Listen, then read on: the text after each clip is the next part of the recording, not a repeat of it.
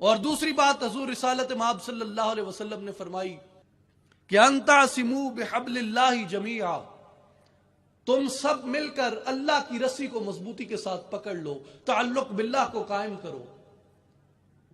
کیا ہم تعلق باللہ کو قائم کرتے ہیں؟ کیا ہماری عبادت کی منزل، ہماری عبادت کا مقصود، ہماری عبادت کی جستجو وہ اللہ کی ذات تک کبھی پہنچی؟ کیا ہم نے کبھی عبادت کی اس روش کو اپنایا کہ ہم فقط اللہ کے لیے عبادت کریں؟